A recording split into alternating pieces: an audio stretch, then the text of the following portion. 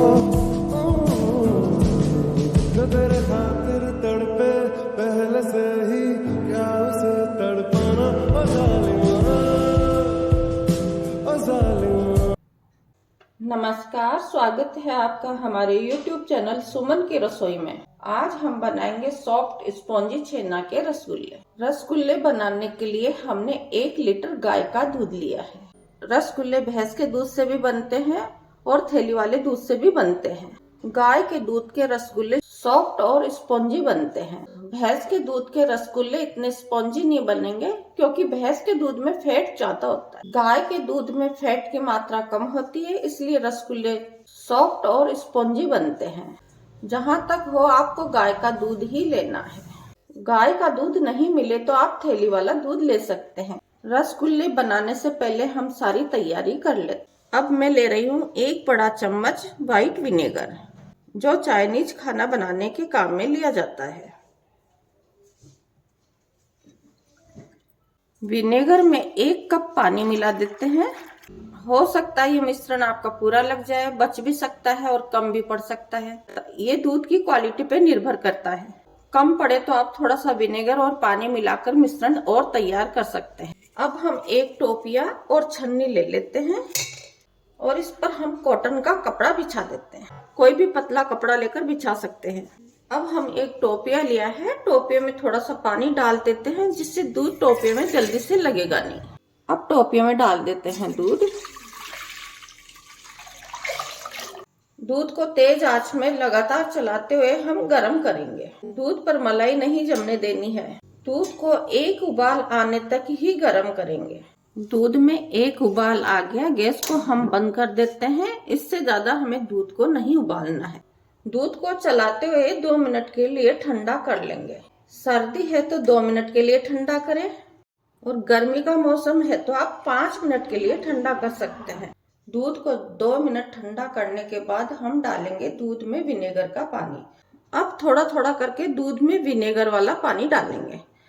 हमें ये पानी एक साथ नहीं डालना है। एक साथ डालने से छेना तो बन जाएगा लेकिन छेना हार्ड बनेगा, जिससे रसगुल्ले बढ़िया नहीं बनेंगे। अब थोड़ा थोड़ा करके विनेगर का पानी हमें दूध में डालना है और दूध को हल्के हाथ से चलाते रहना है। विनेगर का पानी हमें जब तक डालना है जब तक कि दूध पूरी तरह से फट नहीं जाए।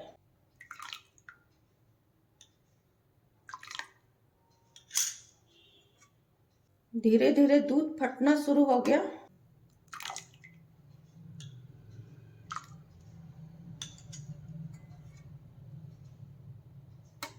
विनेगर की जगह आप नींबू के रस से भी छेना बना सकते हैं।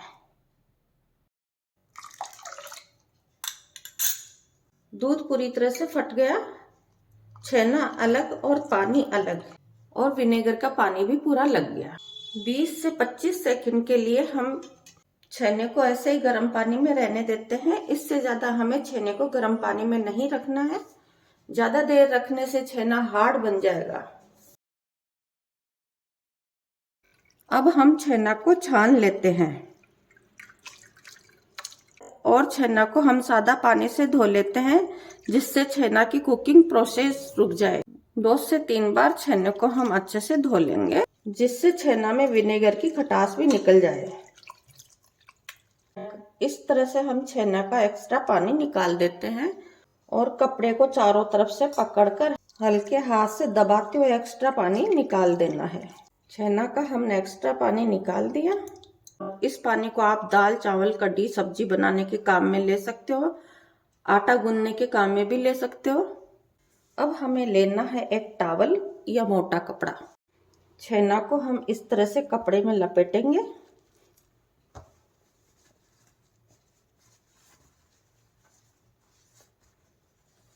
और थोड़ा सा वजन रखकर हम आधा घंटे के लिए छेना को ऐसे ही छोड़ देंगे, जिससे जो भी छेना में एक्स्ट्रा पानी होगा वो भी कपड़ा सोख लेगा। 1.5 कप चीनी का लेंगे चाशनी बनाने के लिए और 8 कप ले रहे हैं पानी।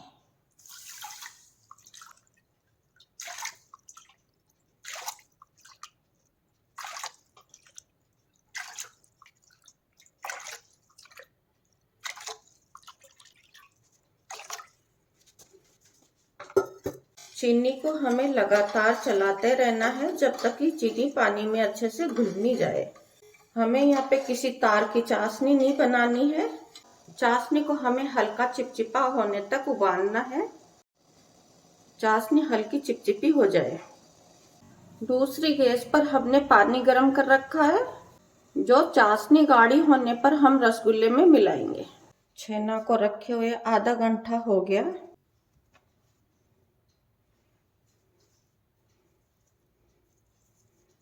छेने का एक्स्ट्रा पानी निकल गया। जो भी एक्स्ट्रा पानी था कपड़े ने सोख लिया। अब छेना को हम एक थाली में निकाल लेते हैं।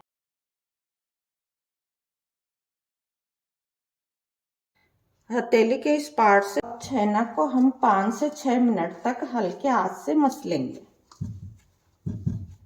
हम छेना को जब तक मसलेंगे जब तक कि छेना मक्खन की तरह नहीं बन जाए और छेने में कोई दाना नहीं रहे। छेना को हमने 5 से 6 मिनट के लिए मसल लिया। छेना बिल्कुल मक्खन की तरह दिखने लग गया और छेना में कोई दाना भी नहीं है। छेना में डाल रहे हैं हम 1 चम्मच कॉर्नफ्लोर की, जिससे छेने में अच्छी बाइंडिंग आएगी। आप इसकी जगह 1 चम्मच मैदा की भी डाल सकते हैं। अब कॉर्नफ्लोर छेना को हम अच्छे से मिला लेंगे। 2 से 3 मिनट के लिए छेना को और मसल लेंगे, जिससे रसगुल्ले चाशनी में डालने से फटेंगे नहीं। छेना को 2 से 3 मिनट के लिए और मसल लिया। अब छेना का रोल बनाएंगे और एक साइज की लोई काटेंगे। अपनी पसंद से रसगुल्ला छोटा या बड़ा बना सकते हो। अब हम छेने की एक लोई लेंगे और इस तरह से हल्का सा दबा देंगे और गोल बनाएंगे।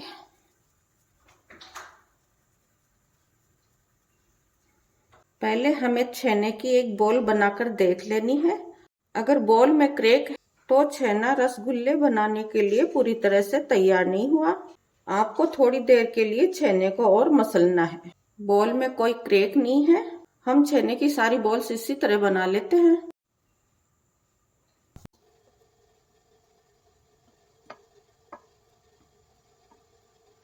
सारे बॉल्स बनाकर तैयार कर लिए। चाशनी में अच्छा उबाल आ गया। अब हमने 2 छोटे रसगुल्ले की छोटी बॉल्स बनाई है, वो पहले डालकर देख लेते हैं। अगर ये दोनों रसगुल्ले फटेंगे नहीं तो बाकी के रसगुल्ले हम चाशनी में डाल देंगे। दोनों रसगुल्ले चाशनी में फटे नहीं। अब हम बाकी के रसगुल्ले भी एक एक करके चाशनी में डाल देते हैं। हम थोड़ा रुक रुक के डालेंगे ताकि चाशनी का उबाल कम ना हो।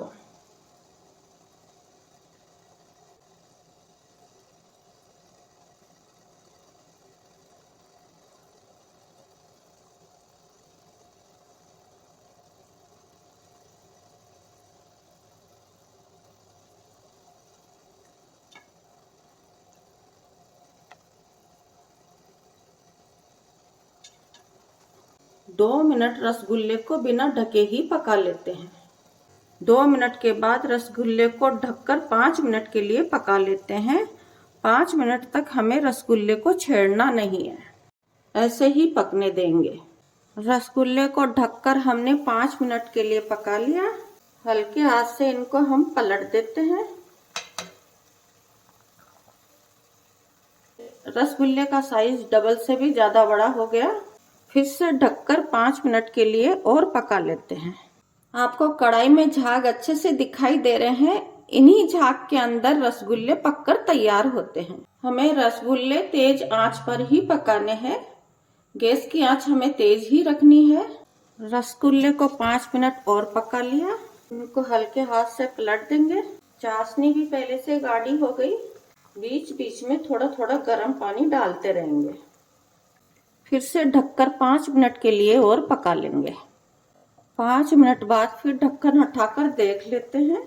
अब हम एक बाउल में ले रहे हैं सादा पानी।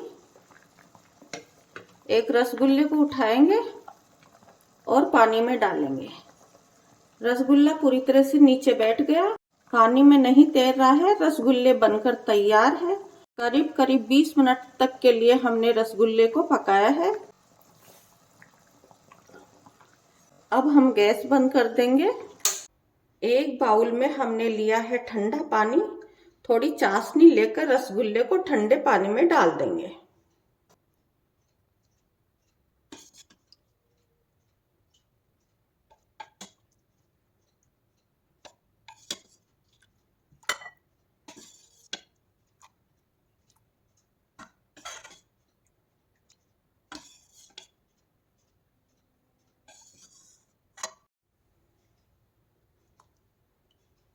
आधा घंटे के लिए रसगुल्ले को ठंडे पानी में ऐसे ही रहने देते हैं, जिससे रसगुल्ले की कुकिंग प्रोसेस यहीं रुक जाएगी। आधा घंटे के बाद रसगुल्ले को हम एक बाउल में निकाल लेंगे। रसगुल्ले बड़े ही जूसी बनकर तैयार हुए हैं। इनको छोड़ेंगे तो वापस अपना शेप ले लेंगे। सारे रसगुल्ले को निचोड़कर हम बाउल में निकाल लेते हैं।